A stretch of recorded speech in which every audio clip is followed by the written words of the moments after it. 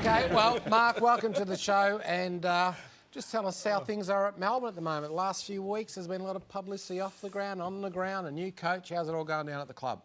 Yeah, definitely. Last 3 weeks has been pretty big on and off the field for us. Haven't had the greatest start to the year, but you know, everyone's in good spirits and we're all sticking really tightly together and working through things. So it's good. And Mark, today Jeff Kennett had some interesting things to say about the Melbourne Football Club and North Melbourne Football Club, saying that they should merge to create a stronger Melbourne brand. What do you think of Jeff's comments? I guess that's his opinion, and yeah, he's entitled to it, but we're not going to get caught up in any of that. That's up to him if he wants to say those things. Fair enough. No, Layla, I was going to say, I think Jeff Kennett should look in the mirror and worry about himself and worry about Hawthorn and not worry about everyone else. Maybe. Mark, just quickly, I mean, Mark Neal, he's only been there a short time, obviously, but how's he coming along and what sort of... He talks about a culture. What is a culture and what's he trying to really... What's the message he's trying to give you? Yeah, I guess the culture is, you know, the standards and the way you hold yourself around the footy club and, you know, the examples you're setting for everyone and the way you go about your work. So, as you said, he's come in pretty strong and, yeah, he's set the foundations for a good culture and we're all buying in. Mark, when he talks about the culture at the club, does he really mean as long as you don't run down the coach? I'm only joking, but I don't need to tell you now, my heart is hollow. Baby, I want you. Baby, I want you. Baby, I need you. Baby, don't cry. Baby, let the locomotive roll on by. Baby, let the locomotive roll on by.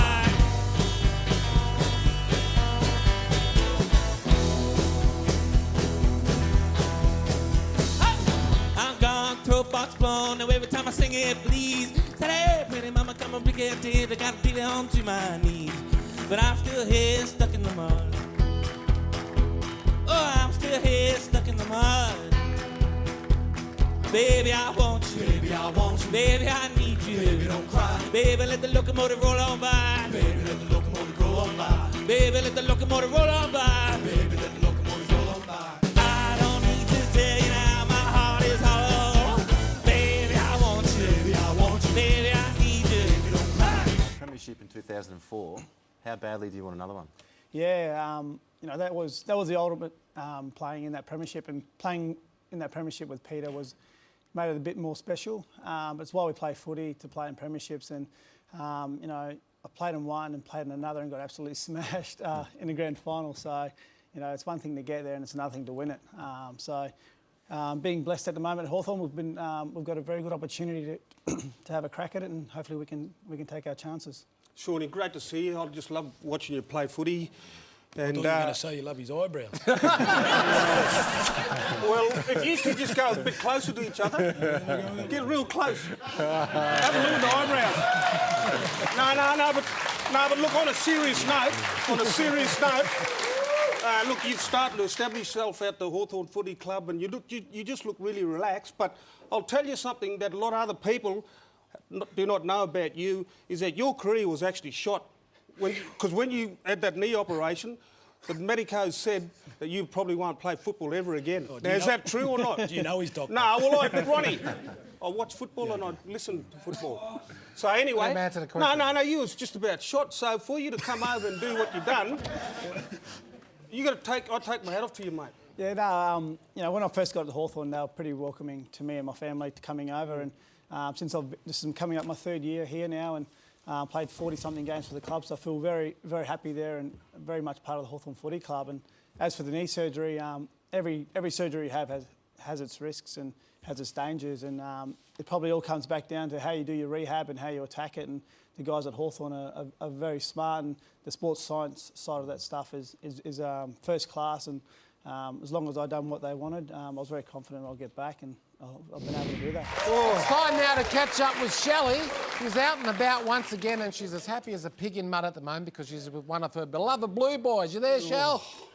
I sure am, Grant, and I have got the best job in the whole entire world. I get to go to Mitch Robinson's house with his beautiful girlfriend, Em, and we're here to talk about what they do and what they get up to in their normal day life. So tell us, Mitch, have you always wanted to play AFL footy? No, not really. I was growing up as a young kid. I was living with my parents in Tassie down there. Then I moved to Adelaide for a year when I was grade 11.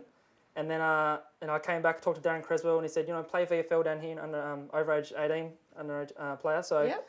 And then from there I got picked up at Colton. I didn't really talk to him, but I'm glad I got to the Blues. Oh, good work. Yeah, I'm pretty glad you got to the Blues too. And who did you idolise as a little boy growing up in football? Was there anyone? Yeah, obviously Darren Creswell is a good midfielder, and I used to respect the way he went about his footy. I used to write him emails and that kind of stuff, and got some cards signed and that. But obviously Brett Kirk as well when he retired. Oh, so he's one of my favourite players. Yeah. Awesome, good one. And now I've been on Twitter, and they want to know. How you were just so hard at the football? Is it natural? Like, is it something you purposely do? Like, how do you do it? No, I think that's just a league I used to play in in Tassie down Lauderdale Footy Club. I played. I was a young kid, like 16, 15, and they used to try and bash up the younger players and give them a bit of hell. So, I used to put my head over the ball and get a couple of free kicks here and there, and that kind of transitioned to AFL. Yep, well, good work. Yeah. And what about your tattoo? They want to know about your tattoo under your arm. Okay, yep. I've got my grandparents' maiden names down there: Robinson, Maida, Bernie Lello. Shelley. And, are you there, Shelley? Yep. I actually just noticed Ronnie? Sorry to butt in. Sorry, Mitch, it's Ronnie Burns here, mate. You're a Carlton player. I've just noticed on the shelf there, you've got a Buckley book there. Are you serious or what? What's going on there? He's just getting to know his opponent. Obviously, I put myself on very professional and stuff. The coaches say get to know the players and coaches, and I try and learn a bit from him. But no, I think don't worry, you can have that. We've got them covered. Filled them last week. It's all done. It's all done. It's all done, dusted. Hi, I'm Matty Campbell from the North Melbourne Footy Club, and you're down here at Arden Street to check out my facilities and what we do during the week. Come with me.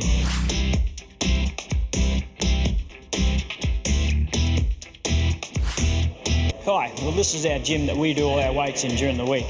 Most of the boys will be in here pumping the irons and getting solid, just like my man over here, Magic Door. So who do you reckon has the flashiest car at the club? I reckon Jack Siebel's got the flashiest car at the club. Who stands in front of the mirror the most before training and before games? It's hard to tell. I reckon might have to give it to Kieran Harper. I reckon he's a bit of a pretty boy, looks at himself all the time. We do have a lot of young guys who fancy themselves with the chicks, and Magic's definitely not one of those.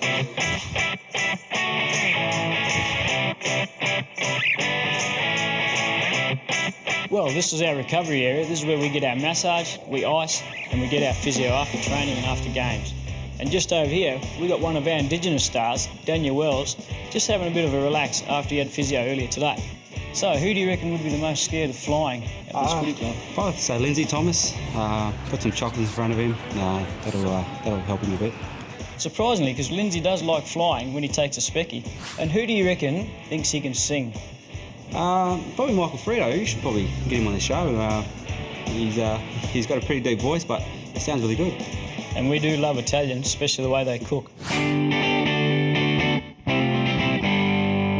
Well, this is the change rooms of the North Melbourne Footy Club. This is the inner sanctum, this is where all the jokes go down, and this is the fun part of training, in here. Here we got Malcolm Lynch. Who do you reckon would be the coach's pet at North Melbourne? Probably yourself. Nah, joking. I think there'll be a few guys, but no, you'll be up there. It's a good joke by Malcolm, but I'm seriously not. Well, Malcolm, thanks for joining us, mate. No worries, Matty. And what's your favourite footy show, Malcolm? That'll have to be Marngrook,